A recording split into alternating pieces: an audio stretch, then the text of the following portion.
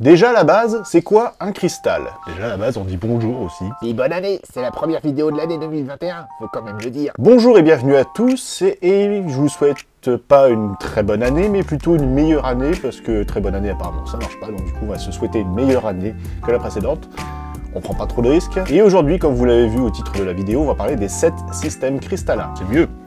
Du coup, bon allez, générique, et on commence. T'es pressé? Ça sent pourtant pas le feu, non? Non mais vraiment, je sais pas si vous vous rendez compte du morceau, mais là, pour aborder les 7 systèmes cristallins, va falloir qu'on parle de plein de choses, va falloir expliquer plein de choses. Donc on a vraiment pas beaucoup de temps à perdre là avec vous. Voilà, bref. Donc si vous l'avez pas vu, en plus de ça, je vous conseille la vidéo sur la fusion partielle et la cristallisation fractionnée. Et du coup, ça peut aider à comprendre la formation de certains cristaux. C'est vrai que ça fait longtemps que l'intro n'avait pas été aussi longue. C'est rarement arrivé.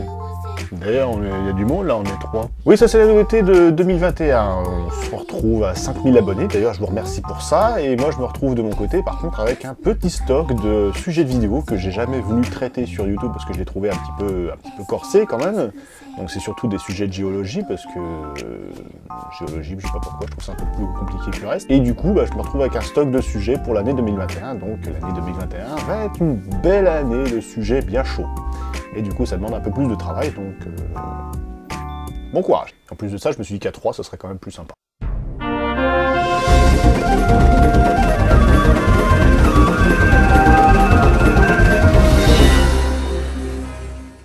Donc je le disais déjà, à la base, c'est quoi un cristal? C'est les minéraux. Toi, tu réponds à une question par une autre question, t'aurais pas un côté belge? Et toi, t'aurais pas un côté con? Oui, alors par contre, non, si c'est pour faire ça, vous fermez vos mouilles, hein, comme dirait l'autre.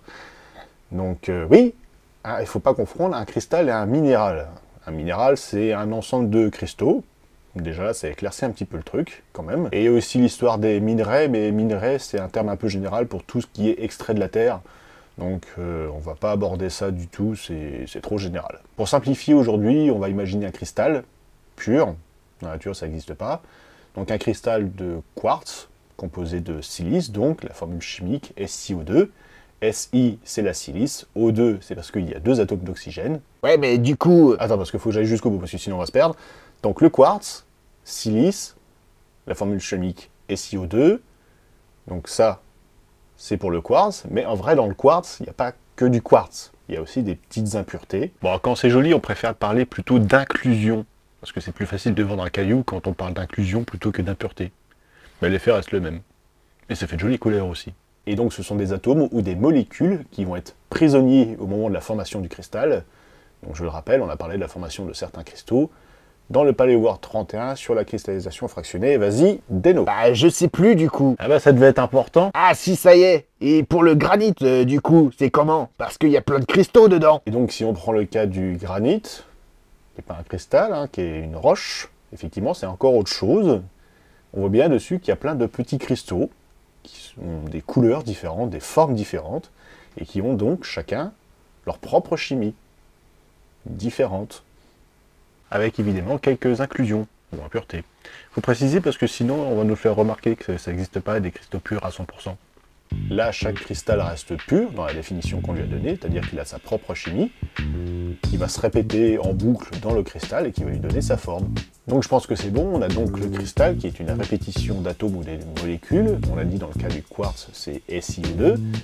Dans le cas du diamant, par exemple, c'est que du carbone, c'est des répétitions d'atomes de carbone. Mais on a aussi des formules beaucoup plus complexes, comme celle du topaz, par exemple, qui est Al2SiO4FOH2, ou encore l'émeraude, qui est Be3AlM2SiO3,6, avec le N qui peut être soit du chrome, soit du fer, soit de la vanadine. Donc ça c'était juste pour l'exemple, et donc tous ces atomes, toutes ces molécules, vont former dans le cristal, vont être liés les uns aux autres, sous la forme d'un quadrillage en 3D, un réseau, et à partir de ce réseau, on va donc avoir des mailles. Eh mais du coup, si un minéral c'est un ensemble de cristaux, c'est quoi la différence entre un minéral et une roche? Tu fais exprès toi? Bah non, tu sais toi? Bah oui, puisque c'est moi qui fais ta voix, c'est moi qui fais la voix de l'autre, c'est moi qui parle depuis tout à l'heure, c'est moi qui écris le script face à la caméra, enfin voilà, c'est moi qui fais tout, donc oui, je le sais forcément, oui.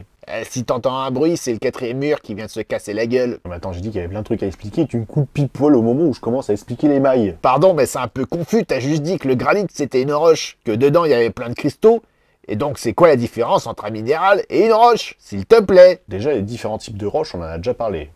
Ça date un peu, c'est dans les tout premiers épisodes, d'accord, mais ça n'a pas changé depuis. Et donc dans les roches, on peut avoir un ou plusieurs types de minéraux. Ah non, dans le granit, t'as dit qu'il y avait plein de types de cristaux. T'as pas dit minéraux. Lui, il cherche la merde, lui. Oui, je crois. Donc, pour être plus précis, le granit, c'est une roche plutonique qui va se former à partir du refroidissement lent d'un magma, ce qui va permettre aux molécules et aux atomes de migrer à l'intérieur du magma afin de former des cristaux à partir des fameuses mailles que j'arrête pas d'essayer d'expliquer depuis tout à l'heure parce que tu me coupes. Et du coup, le granit, c'est formé de cristaux ou de minéraux? Je lui casse la gueule. Les deux, tu as des quartz, des feldspath et des mica. Tout ça, c'est des minéraux, mais tu peux avoir un cristal tout seul, tout dépend du temps que ton magma a pris pour refroidir. C'est ça qu'on appelle le granit, hein, c'est la composition de 3 minéraux, en gros. Des feldspath, des mica et des quartz. C'est tout. C'est bon? Bah, je crois, oui. Eh ben, c'est pas dommage. Donc les mailles. Les mailles, faut voir ça comme la brique élémentaire du cristal. Et jusque-là, ça va. Ouais, alors profite, ça va peut-être pas durer. Faut imaginer un peu les mailles comme les faces d'une boîte dans lesquelles on enfermerait la formule chimique qui compose le cristal. Et chacun des sommets formerait les nœuds. Ouais, on simplifie bien quand même là. Oui. Et le nœud? C'est toi le nœud. Alors le nœud c'est pareil, il faut imaginer que dans le cas d'un cristal sans impureté, sans inclusion, les atomes qui composent le cristal vont former des motifs qui vont se répéter en un nombre infiniment grand dans le cristal, et donc chacune des extrémités de ces motifs vont former des nœuds. Si un nœud, c'est un atome, pourquoi on n'appelle pas ça directement un atome au lieu d'appeler ça un nœud? On va le perdre là. Parce que c'est pas pareil. Les atomes entre eux forment un motif dans le cristal. Pour former le motif, on va utiliser toutes les molécules ou tous les atomes de la formule chimique. Mais pour former les nœuds, on va juste utiliser ceux qui sont à l'extrémité de la maille, qui enferme la formule chimique. Ton motif. D'ailleurs, des fois, on n'utilise même pas d'atomes, comme c'est le cas avec la maille cubique du diamant. Le motif formé à partir d'atomes de carbone est enfermé dans la maille, délimité par les nœuds, mais tous les nœuds ne correspondent pas à un atome. Ouais. Non, il n'a pas pigé. Retenez seulement que dans les cristaux, on a une répétition de structures, des motifs, et ce sont ces répétitions qui vont permettre de distinguer un motif, qui vont permettre de distinguer une maille, maille qui forme un espèce de polygone qui par translation va former un polyèdre. Et c'est la forme de ce polyèdre qui va permettre la classification dans un des 7 systèmes cristallins. Donc là, t'as fini là. Seulement si tout le monde a compris. Bah en fait, j'ai pas bien tout compris. C'est étonnant. Les maths, c'est pas mon truc, donc les histoires de polygones et de polyèdres, ça me parle pas trop, moi. Tu vois un carré ou un rectangle? Bah oui, quand même. Eh ben, ce sont des polygones. Donc tu imagines que par translation... Bon, imagine, tu prends ton carré ou ton rectangle, et tu dessines le même carré, le même rectangle, juste à côté, sans le déformer. Tu as fait une translation. Maintenant, si tu fais un trait qui part du dessin que tu as fait à la base au deuxième dessin que tu as fait juste à côté, ta translation, tu relis les sommets, ça te fait un objet en 3D, c'est un polyèdre. Niveau collège, hein.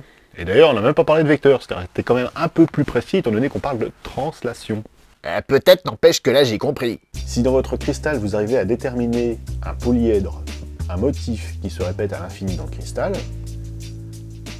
alors la longueur des côtés A, B et C avec C qui est le segment que vous avez obtenu par translation et les angles de ce polyèdre vont vous permettre de classer votre cristal parmi un des 7 systèmes cristallins. Parce que bien qu'il y ait une infinité d'espèces minérales dans la nature, il n'y a que 7 systèmes cristallins. Que tu vas nous présenter. Non.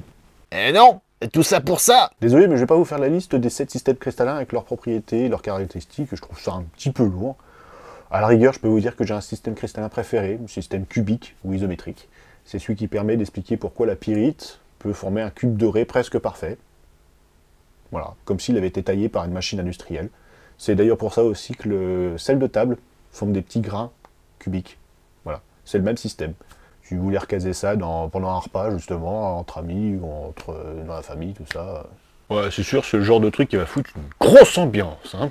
Pourtant, moi, j'ai vu de la pyrite qui était pas cubique. Hein. Alors oui et non. La pyrite fait toujours partie du système cubique ou isométrique. Toujours. C'est juste que les mailles dont on parle ont une taille nanométrique. Il faut les étudier au rayon X. Donc, c'est sûr qu'à l'empilement successif de plusieurs mailles, au bout d'un moment, il peut y avoir des erreurs de parcours.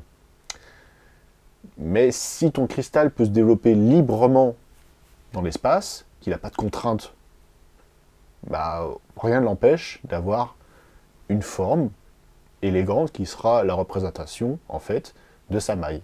Comme c'est le cas pour la grotte des cristaux, une grotte du Mexique dont la particularité est d'abriter des cristaux géants de sélénite, une variété de gypse. Voilà, c'est tout pour aujourd'hui, j'espère que vous saurez à présent expliquer la forme des minéraux. Et avant, comment ils faisaient? Oh non mais t'abuses, on avait fini là. Comment ils faisaient quoi? T'as dit qu'aujourd'hui ils étudiaient les cristaux rayon X. Sauf que, pardon, mais la cristallographie, c'est pas une science récente, hein, que je sache. Donc, comment avant ils faisaient pour étudier des machins de quelques nanomètres, sans pouvoir les voir? On l'a déjà dit ça, je crois. Alors oui, c'est vrai qu'on l'a dit, mais pas de façon explicite. Donc, pour faire un petit peu d'histoire, il y a deux personnes en cristallographie dont on est obligé de parler. C'est l'abbé René Juste Haüy et Jean-Louis Baptiste Romé de Lille. Et donc, Romé de Lille, moi je l'appelle JB, que le commun des mortels appelle généralement Romé de Lille, bah JB, va lui définir la constance des angles. Quelles que soient les dimensions relatives de deux faces déterminées d'un même cristal, elles présentent toujours entre elles le même angle dièdre. J'ai rien compris. Waouh, quelle surprise extraordinaire, dis-je avec un ton ironique. Bah, ça reprend un petit peu ce qu'on disait tout à l'heure à propos de la pyrite. On peut avoir des cristaux de pyrite un petit peu différents, mais qui vont avoir toujours le même angle entre leurs faces, puisque les cristaux de pyrite sont cubiques, donc ils ont 90 degrés entre leurs faces. Et c'est comme ça qu'à partir de 1783, JB, donc, va définir la constance des angles et commencer à classer les minéraux à partir de cette loi. Du coup, il est un peu considéré, à raison, comme le père de la cristallographie moderne. Sauf qu'à l'époque, en France, tout le monde se fout bien de sa poire avec cette histoire, mais il aura de nombreux élèves, dont René Juste Haüy, Qui ça? René Juste Haüy. Mais il s'appelle René ou juste Haüy? Oh non, mais là, ça devient n'importe quoi. Bon bref, Haüy, lui, va faire une autre découverte, et il va la faire par sérendipité, c'est-à-dire par hasard, en faisant tomber et en cassant un cristal de calcite. La François Pignon Team. Donc Haüy fait tomber son cristal de calcite, mais ces cristaux, ils ont tous la même forme. Ils sont plus petits, mais ils ont tous la même forme. Et donc, si tu pouvais casser de la pyrite, et le voilà reparti avec sa pyrite, avec toutes les formes minérales qui existent, si tu casses de la halite, qui est cubique aussi, hein. La halite, c'est comme ça qu'on appelle le sel de table de tout à l'heure, chlorure de sodium, NaCl. Viens-en au fait, parce que là, on va perdre le fil. Hein. Donc si tu casses de la pyrite ou de la halite, tu vas toujours obtenir les mêmes formes, et c'est à partir de ces formes qu'il va définir la maille élémentaire. Encore que lui, il ne parlait pas de maille élémentaire, il parlait de molécules intégrantes. La notion de maille viendra plus tard avec un autre minéralogiste, encore français cette fois-ci, Gabriel Delafosse. Donc, en version courte, pour connaître le système cristallin d'un minéral, il faut le péter. En gros. Mais c'est ça.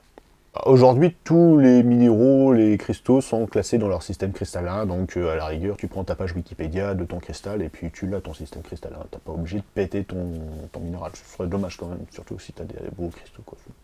Ouais, effectivement, ça marche aussi.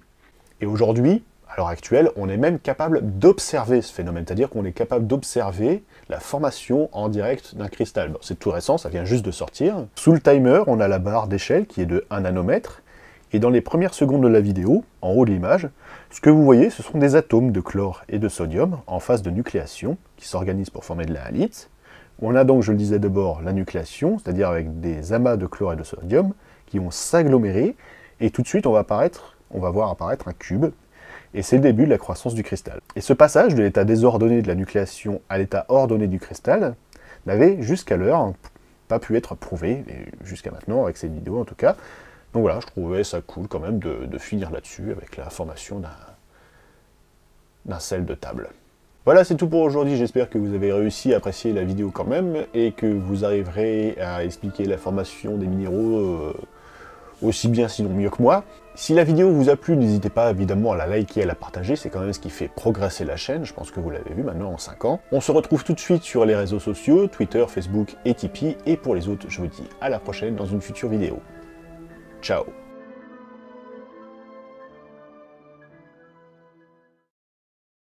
Les atomes qui composent le cristal se répètent en un nombre de motifs. Putain, m'a fait peur en plus. Ça va? Et toi? Pourquoi t'as ouvert comme ça? J'ai fait exprès, je cherchais partout, je suis montée, je suis dans les chambres. D'accord. Mais il est où? Donc là je filme. Ça va? Ça a été?